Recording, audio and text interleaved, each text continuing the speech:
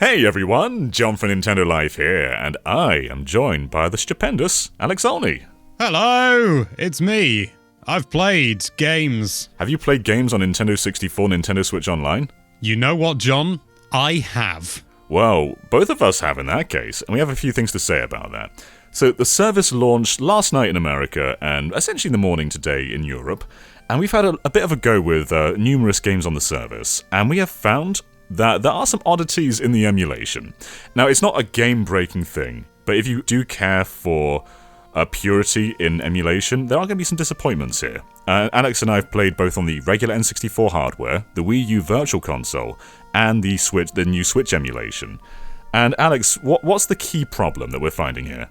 Well, the main thing comes down to, of all things, something that was primarily used on the N64 to improve performance and reduce draw range. It's the fog.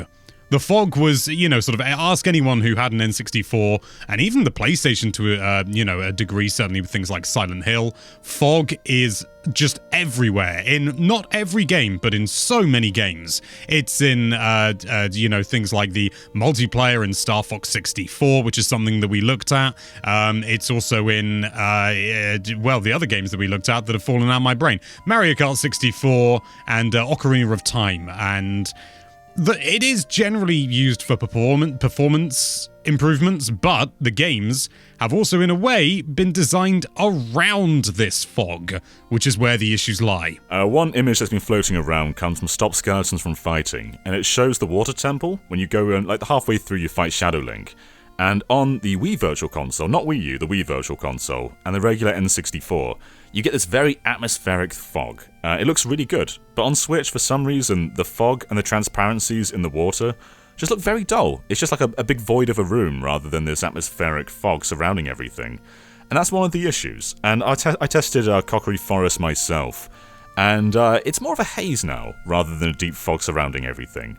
And I compared it to the Wii U version, and I'll be honest, I know a lot of people are pointing to the Wii U saying this is the superior version, but Wii U has many problems of its own, and a big one being the black filter, the dark filter that's on everything. Oh, God, yeah. We discussed it earlier, and you said there was a good reason for it. It was to do with epilepsy, trying to reduce photosensitivity. Yeah, so a lot of NES games, like in Zelda 2, when you die, there's like the Ganon flashing screen. The main reason for the filter is to stop that stuff. And I can understand that on the NES and the Super Nintendo to an extent. Most N64 games weren't using those big flashing lights, so a lot of the games just feel a bit hindered by it. And that's just stuck around. And they've got rid of it for this, thankfully. On Switch we have a nice bright image and it looks really good.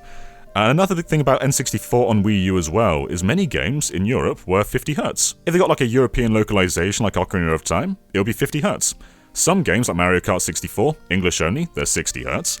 But yeah, comparing Ocarina on Wii U to Switch, you have the option now on Switch to be 50 or 60, which is great for Europeans. It is. I like especially the fact that I didn't realize you can have Lylat as a language in Lylat Wars. Yeah. And I knew that growing up, and I just thought, hey, that's cool. You don't have to hear it in English if you don't want to. John then revealed to me this morning that was never in the North American version, and I don't know why, but it's great. You can hear them go, and it's brilliant.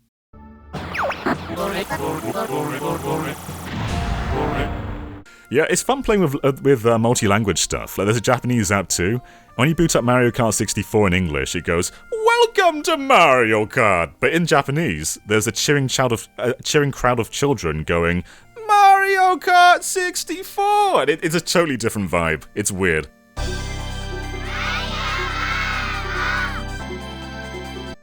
But yeah, that's a bit off topic. It is fun. There are merits here. There's a lot of stuff you couldn't do on Wii U, and the image quality as a whole is much better. But the fog is an issue, and going from games like Mario Kart 64 with Choco Mountain, that's a very fog-heavy track. And there's points in this game now where you can see through the fog in ways that you weren't meant to. And sometimes you see parts of the track that are supposed to be hidden or masked or culled out by the fog, and it just doesn't look quite right now. Yeah, things are popping in. I noticed it. It's really apparent in multiplayer in Star Fox 64, where you go to the edge of the map and it just wraps around, essentially. I mean, it warps you, but it wraps around. I'm fairly certain you could just about tell on the N64 original, but I must admit I haven't checked.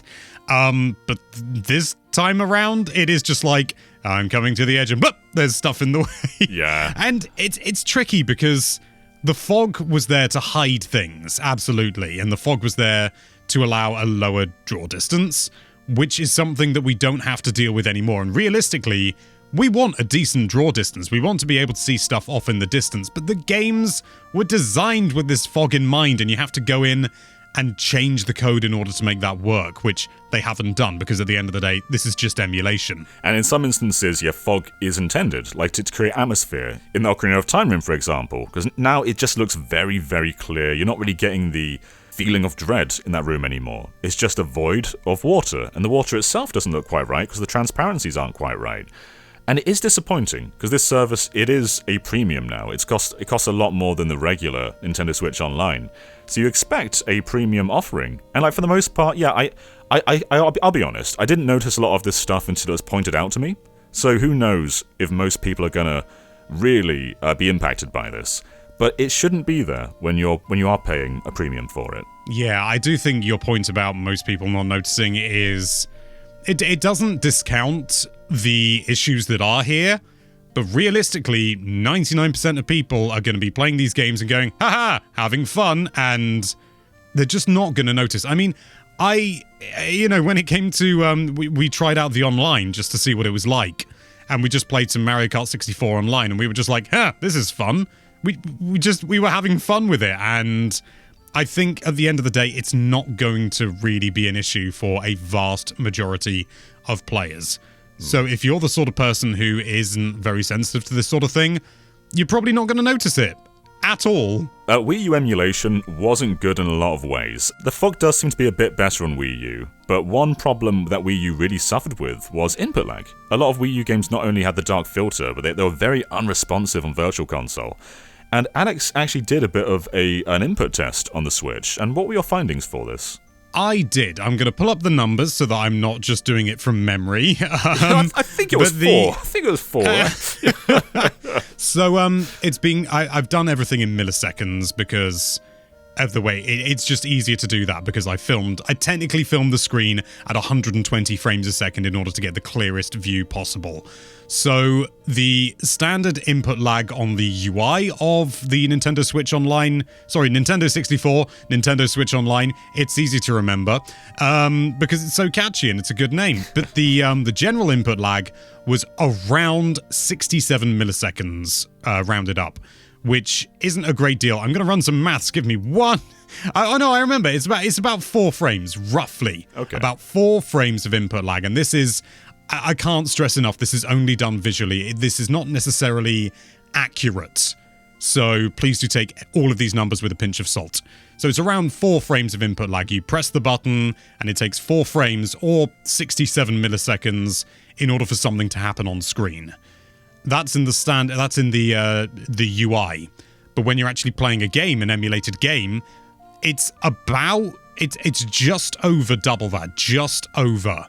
It's about 135 milliseconds of input lag. It's about 8 frames. Okay. Which I know isn't exactly double, but these are just the numbers that I dealt with. Actually, no, it is about double. What am I talking about? I can't do maths. So it is pretty much bang on double the input lag. And that was tested on Super Mario 64, and it was basically press the button and then see how long it takes for Mario to jump. And whilst that's not ideal, 135 milliseconds isn't ideal in any way, shape, or form. No. But it's really not that big a deal. You just sort of adapt to it. It's not so bad that it's going to make you miss inputs, I don't think. Again, it could be better. It absolutely could. But I just don't think it's a deal breaker for me. I still enjoyed playing it. And there are a lot of merits. We've discussed them already. Like, it's 60 Hz now, which for Europeans is a big thing. Like, we've experienced these games in 50 Hz for so many years. Even through the Wii U, many of these games were 50 Hz. So this is our first time, officially at least, being able to play them in 60 Hz, which is great. And the online play too. Alex and I spent a lot of the morning just playing Mario Kart 64 and Mario Tennis and Lilac Wars, and we've got a hard job, haven't we? We've got a very hard job, and it's really cool to do that. And yeah, we are fairly local to each other, so playing online didn't have many issues. To be honest, I don't think it was really that different to playing locally. It just felt very responsive. Yeah, I mean, I could notice the input lag. I was looking for it. But then when I started getting into the game, it just kind of melted away. And I think certainly with something like Mario Kart 64, where you're doing generally smooth turns, you're not doing like, sort of precision platforming or anything like that. So it's way more forgiving in a game like that compared to something like, I suppose, Super Mario 64. I kind of noticed it in Yoshi's Story as well. Oh, interesting. But again, it was very minor. And I know some people will gawk at the idea of 135 milliseconds of input lag, but I think, again, for a majority of people, they're just not going to notice. You want to talk about input lag?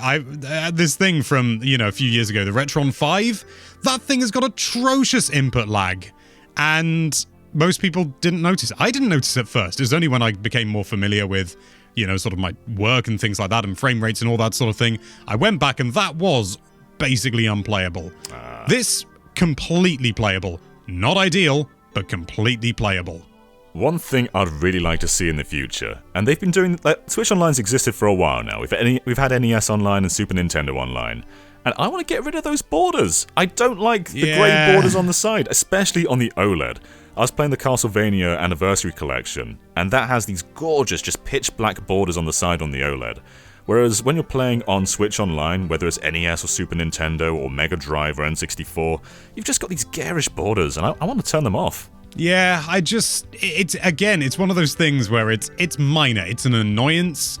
This is an easy fix though. It's not like, hey, you've got to change the kernel of the emulator or anything like that. It's literally just, hey guys, give us a GUI option that makes those borders all nice and just not there. It's literally fewer graphics. Yeah. And data miners have found too that the emulator is based off the one used in Mario 3D All-Stars for Mario 64. So I suppose it was probably experimented on that one game that doesn't use heavy fog. Like there is some fog in Mario 64, but not as much as other N64 games. So that's probably where they developed it on, and I guess it just hasn't carried over to every game in the library. I tell you what I'm going to do when we're done recording. I'm going to do a quick check. I'm going to see what the input lag is like for 3D All-Stars as well. Okay. We'll have some lovely text appear announcing the results of that, because we haven't done it yet. Whoa, look at those results! Whoa! Who'd have thunk it, eh? Just to give as direct a comparison as possible. But yeah, also, quick note, all of the N64 footage that you're seeing of Mario Kart, technically it was 50 hertz, which is why, but we've sped it up to match. Yes. It's just 120%, basically just to give as clear a comparison as possible, because we're plebs and we've only got the 50 hertz version. What a bunch of jokers. Yeah, what a bunch of jokers we are. We also found actually in Mario Kart 64 on Luigi Raceway, the board showing that sort of mirrors what you're doing, that captures the action, is accurate. A lot of emulators don't show it. But we did find in multiplayer that it displayed just the start of the race, and we can't quite recall if that was an issue in multiplayer all the time, but at least in single player it does show accurately what you're doing. It's a really tricky one because there are so many... Emulation isn't a science. It's an art, and you sort of get certain things right and other things get broken. And I'm not a developer, so, really don't take me as any kind of authority on this, but it is an art form, and if you're going to be using one kernel to run multiple N64 games, the N64 is notorious for being a bit of an annoying thing to emulate, from what I understand. There are harder things, absolutely, but it's not as simple as older systems like the NES and the SNES. They can be emulated on a shoebox. But the N64, it's trickier. Unofficial N64 emulators are still being updated today. Even ones that started like 2 decades ago. They're still being updated and refined. And with NES and Super Nintendo, Nintendo pretty much nailed them with the classic systems, with the NES Mini and the Super Nintendo Mini. And N64 never had that. So not only is it trickier to emulate, but they've had less time to kind of refine it. Which isn't an excuse. I want to see them refine it. I want to see them update this and improve it, especially because it is a premium product now. But, just generally speaking, I'm still pretty satisfied with this. It's cool playing. the N64 Ocarina of Time on the go. It's cool playing these games online. And I'm really excited for F-Zero X. Whenever that finally comes along, playing that online, that's going to be killer. I'm just frothing at the mouth for Banjo-Kazooie, which I'm sure most people who are fans of the channel won't be surprised about in the slightest. Because, yeah, you know, sort of Banjo-Kazooie, it's one of my all-time favorites. You can get it on the Xbox, I know, but I just don't... Those versions just... Well, for one thing, they're not the versions I grew up with. The changes are minor, but they're changes that I notice. And I think that's how a lot of people are going to feel about a lot of these N64 games. The changes are minor. Arguably, they're more minor than the changes in the Xbox Live Arcade version of Banjo-Kazooie. But even so, the changes are minor, and some people, it's not going to be good enough for them. But those people are really going to be in the minority. Doesn't discount their feelings at all. I think that realistically, Nintendo should do a better job with this. But 99% of people are just going to play this and go, haha, old Mario Kart, and then they're going to do something else with their lives. Yeah, absolutely. Push for change if you feel very passionate about that. By all means, do that. It is still a pretty good service. The selection's pretty good. There's the online play itself is really good. I guess it depends on who you're playing with, but if your connections are solid, yeah, the online is pretty good. And yeah, playing Mario Kart 64 gives you a certain chaos that Mario Kart 8 doesn't quite deliver. So I'm pretty satisfied by the service, but I want to see it improved, no doubt. Yeah, I'd agree with that. It's if you do the family plan as well, I worked out I think it comes to exactly, well, within like a few with decimals taken discounted, £7.50 a year if you get 8 people on. Yeah. I've got 8 people on my family plan, which means that it is disgustingly cheap as a result. That is not an excuse or anything like that. Doesn't mean, be grateful for it, because, individuals, they're going to be paying a lot more if you don't have the family plan. But it does sort of show that it has the potential to be a very, very affordable service. And it's another point on the graph. Yeah, $50 does suck, but you can do something about it, absolutely. And if you're on a family plan, it's cheaper to get the expansion than it is just to buy yourself the standard Switch Online. So yeah, for sure consider that if you're in a position that you can. But yeah, all in all, I think that we want to see it do better. We want to see improvements, but it does deliver the games that we want to play, and with online play. And there are definitely shortcomings, but those shortcomings don't really impact the game on a core level. It could be better. Hopefully, it does get better. But for now, it's fine. It's playable. It's pretty damn okay. It's better than Wii U. It is better than Wii U. It's better than Wii U. That dark filter can rot in hell. Yeah. It is just, it really pops as well, especially on the OLED. It does. Yeah, some of these games look gorgeous. Star Fox 64, and when you're in space, the pure blacks look really good. And then you look at the borders and you go away, you garish grey. I want to look at the black. Garish? It's more like something Goofy would say, isn't it? It's garish, John. It's pronounced garish. Garish grey. On that note, though, oh lordy, let us know your thoughts on Switch Online so far. If you've played it yourself, are you finding these emulation problems acceptable? And if you haven't played it yourself, are you holding off because of these problems? Let us know, and of course, go to that subscribe button and hold it with 3 hands like an N64 controller. And we'll see you next time. Bye, everyone. There's a buzzard buzzing around out above a tree near my house.